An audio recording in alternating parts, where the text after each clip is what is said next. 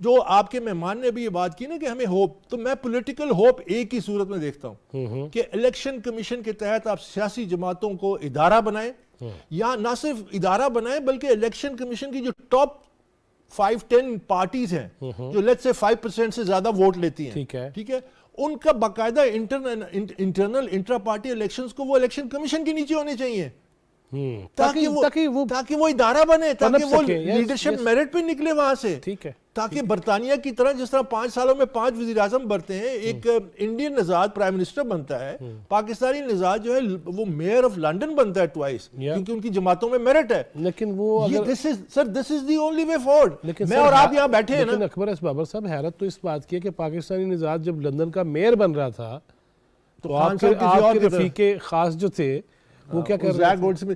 وہ اس واسطے کہ وہ پاور پالیٹکس کھیل رہا تھا، اس کو ایکسس چاہیے تھا انٹرنیشنل اسٹیبلشمنٹ کی، اس کو جو اس کو ملی ٹرمپ کے دور میں. دیکھیں میں سمجھتا ہوں کہ سب سے پہلا جو مورا گرا جس کی وجہ سے خان صاحب کی حکومت گئی وہ ٹرمپ تھا.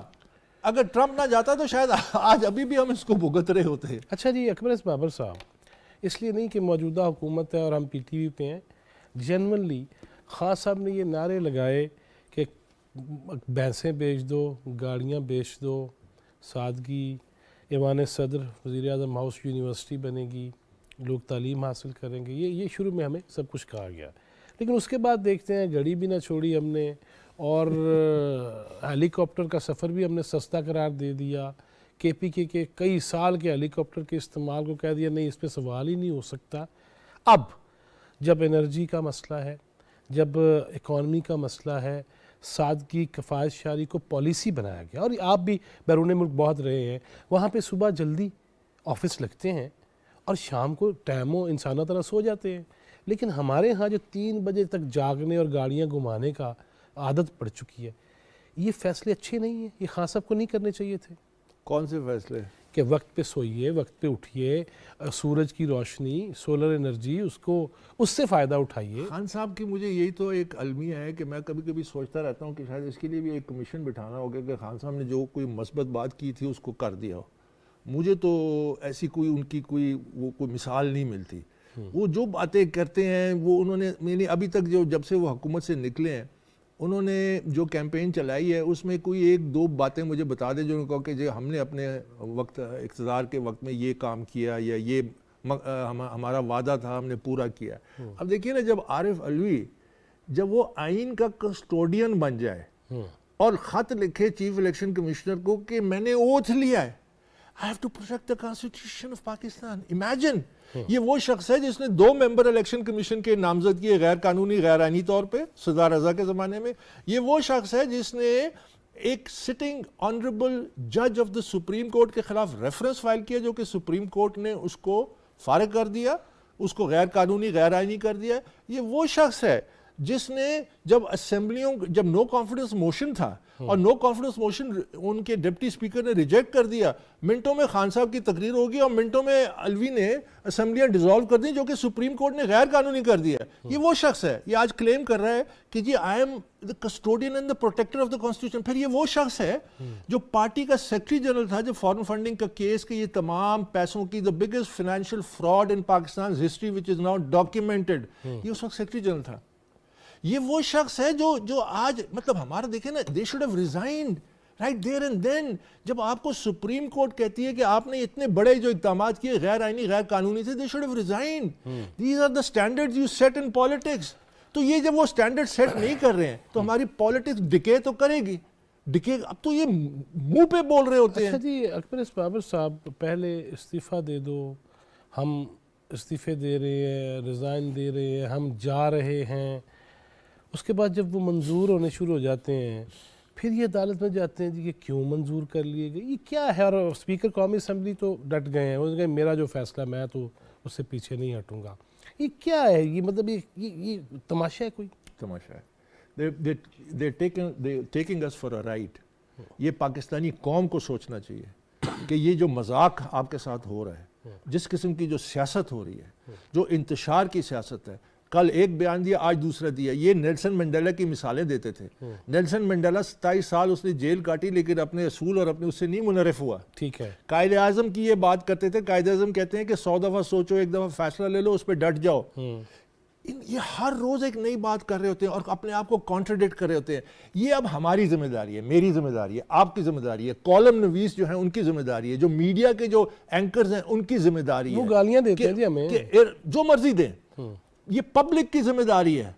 کیونکہ میں آپ کو پھر یہ کہہ رہا ہوں کہ جس راستے پہ ہم چل چکے ہیں، آلدو آج کانسٹیٹیوشن کا ڈے ہے، بٹ یہ کانسٹیٹیوشن کو آپ کیسے امپلیمنٹ کریں گے؟ آپ کے ادارے ایروڈ کر چکے ہیں.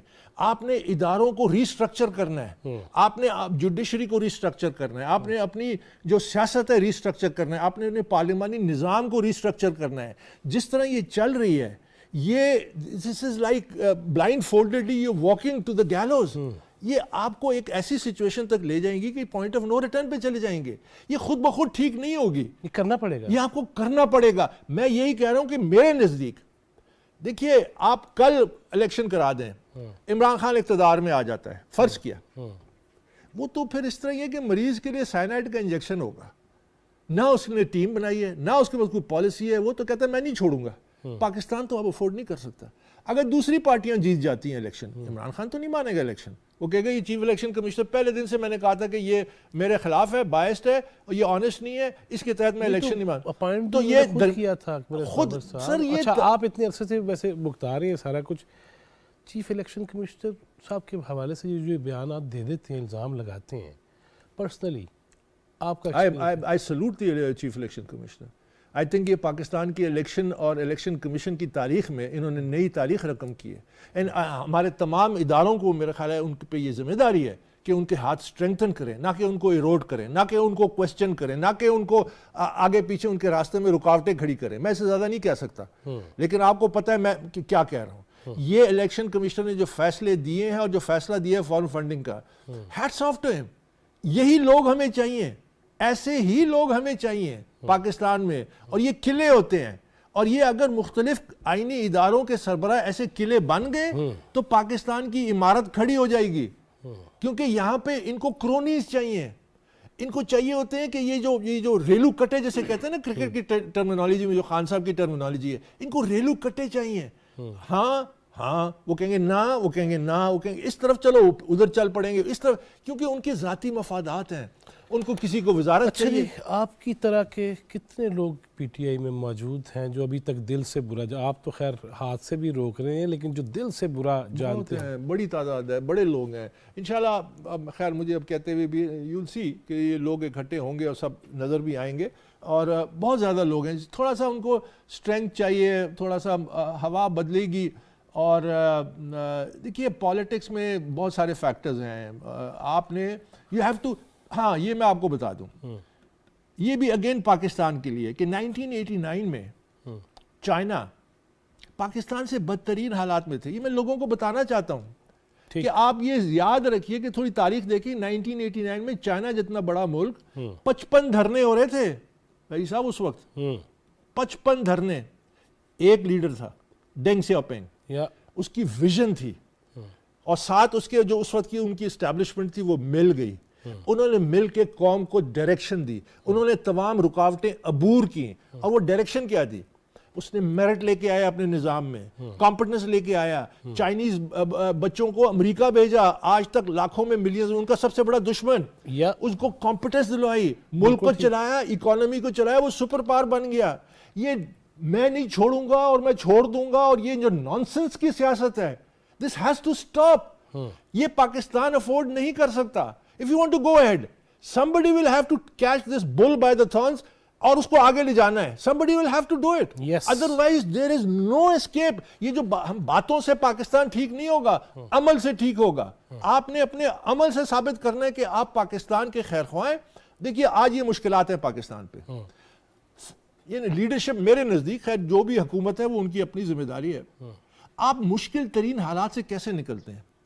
آپ لوگوں کو اپنے ساتھ لے کے جاتے ہیں. آپ لوگوں پہ یہ ثابت کرتے ہیں کہ اس مشکل وقت میں بھی مشکل میں ہوں. میں بھی 2 کمرے کے گھر میں رہتا ہوں، میں بھی سارے محل میں نے بند کر دیے ہیں, میں بھی کوئی غیر ملکی آتا ہے تو میرے ساتھ اسی چھوٹے گھر میں مجھ سے ملتا ہے. اس سے بجٹ خسارہ نہیں پورا ہو جائے گا, یہ نہیں ہوگا, لیکن اس سے قوم اٹھ جائے گی. سمبلزم ہے. آپ خود رہتے ہیں محل میں پہاڑی کے اوپر, آپ خود جاتے ہیں ہیلی کاپٹر میں, آپ لوگوں کو کہتے ہیں کہ میرے ساتھ قربانی دو. واٹ از دس؟ یہ تو سیاست, یہ تو اس کی نفی ہے. This is nonsense. ہم نے دیکھیں, you have to see through this. Pakistan